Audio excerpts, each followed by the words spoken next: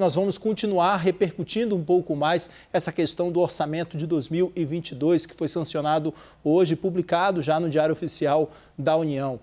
A gente vai conversar agora com o economista Caio Megali, que foi secretário de Desenvolvimento da Indústria e Comércio e diretor de programas do Ministério da Economia entre 2019 e 2020.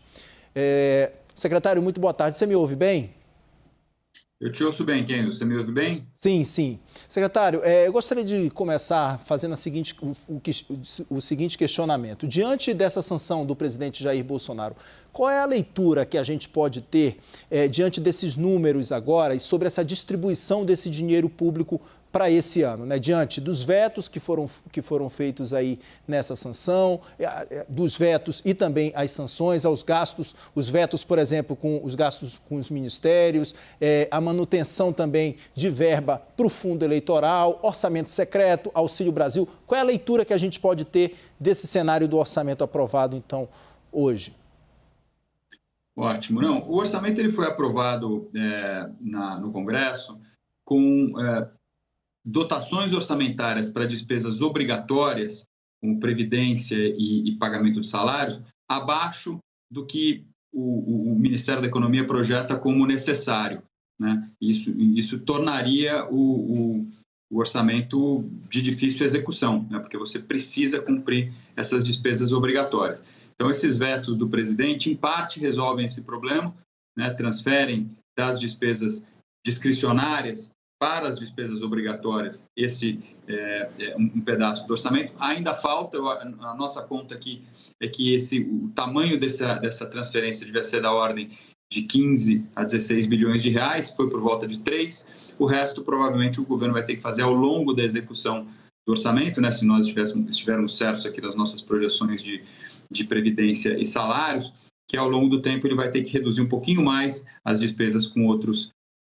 atividades e suplementar, como nós falamos, complementar a despesa de previdência e salários do funcionalismo público. O que mostra esse orçamento mais uma vez, o tamanho do engessamento das nossas contas, né? Mesmo com as mudanças no teto de gastos feitas no ano passado, que permitiu mais despesas esse ano, etc., mesmo assim, essas despesas obrigatórias tomam um espaço muito grande no orçamento. Por despesas obrigatórias, estou chamando aquelas despesas obrigatórias por lei, né? Salários e previdência. Mas logo em seguida, vêm essas despesas que se tornaram quase obrigatórias, né? Pelo menos politicamente obrigatórias, que são emendas parlamentares, o fundo constitucional, o fundo eleitoral, né? Não sei se do ponto de vista de alocação de recursos para a sociedade, esse é a melhor alocação a ser feita, o melhor destino para um orçamento que já é muito apertado, mas essa parcela do orçamento também foi protegida nessa movimentação de dotações, né? Então, o que mostra essa discussão, mais uma vez, já tinha ficado claro no orçamento passado, é que o Brasil gasta de forma intensa, né? Gasta mais do que arrecada, né? Nós provavelmente vamos ter mais um ano de déficit público, estamos com déficit desde 2014, a dívida vai crescendo, né? E mesmo com todas essas proteções orçamentárias, mesmo assim, ainda gastamos mais do que arrecadamos.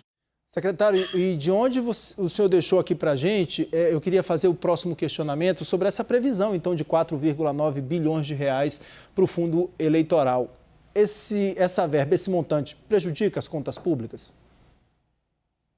Olha, o Brasil é um país de muitas necessidades, né, de muitas carências. A gente sabe que o país tem um problema de distribuição de renda muito, muito grave, né, de pobreza muito complicado. Isso se aprofundou durante a pandemia, né? E, no meu ponto de vista, nós devemos priorizar transferências de recursos que fossem nessa direção. Uma outra carência que nós temos são investimentos, né, em infraestrutura.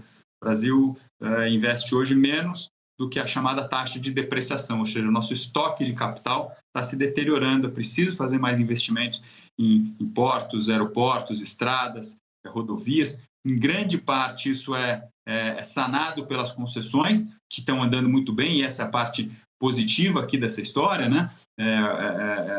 Tanto as concessões como algumas privatizações no setor de saneamento, graças ao novo marco legal, estão funcionando bem, mas tem outros investimentos que são típicos do setor público que precisam ser retomados e não conseguem por conta dessas despesas obrigatórias e quase obrigatórias ou politicamente obrigatórias que eu mencionei aqui.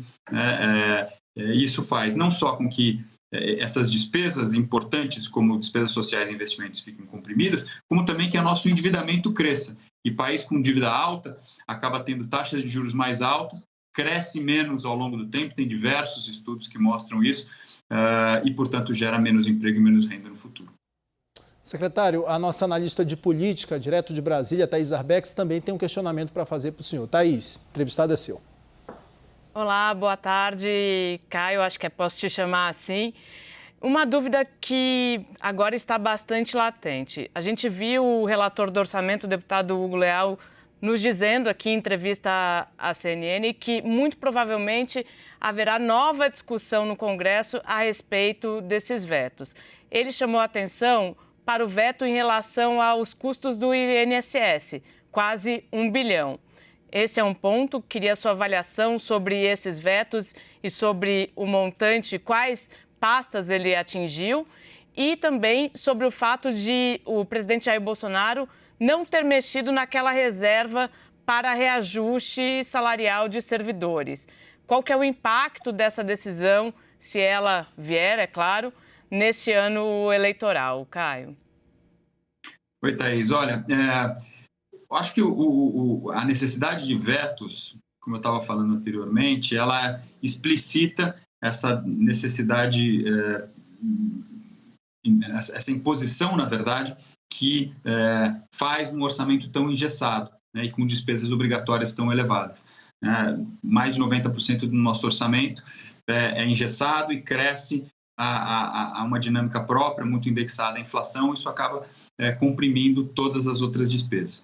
No momento em que essas outras despesas são comprimidas, o governo tem que fazer escolhas, e foram reveladas algumas delas, né? A gente estava comentando aqui as emendas parlamentares, o recurso destinado ao fundo eleitoral,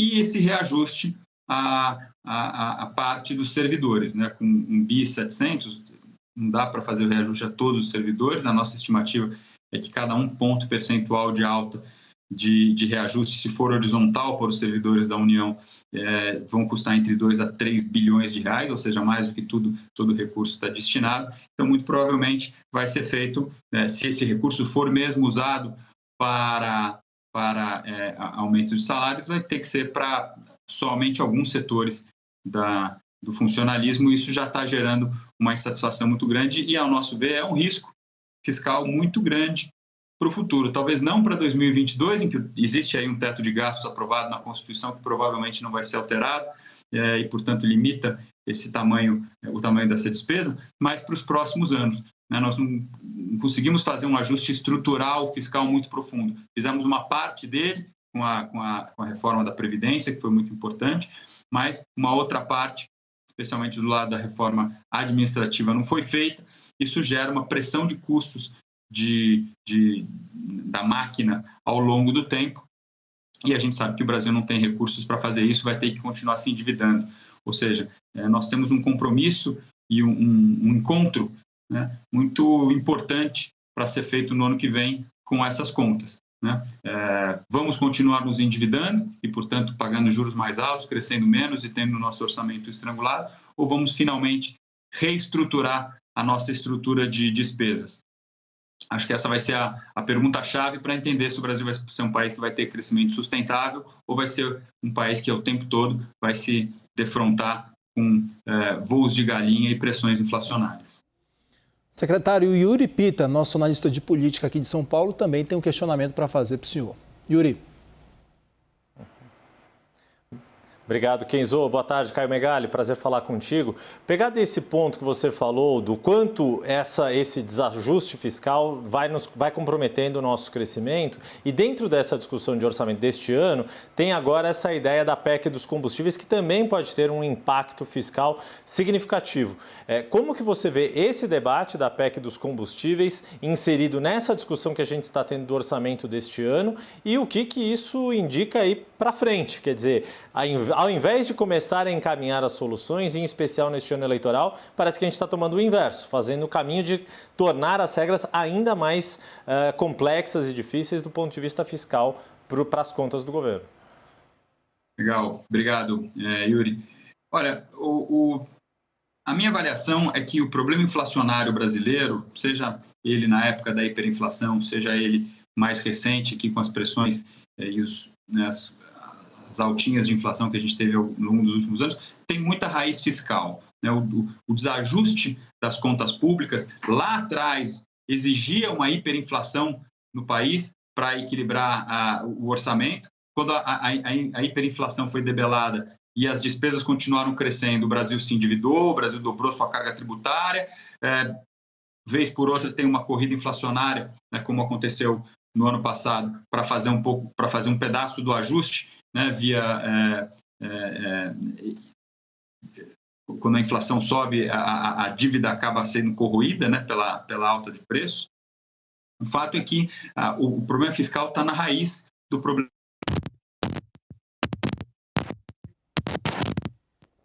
A gente estava finalizando já a entrevista com o Caio Megali e daqui a pouco a gente vai trazer, então, outras informações. Será que a gente conseguiu reconectar com ele? Não, a gente não conseguiu. Caio, muitíssimo obrigado pelas informações, pela entrevista ao vivo, trazendo todos esses esclarecimentos, então, sobre o orçamento que foi sancionado e publicado hoje já no Diário Oficial da União.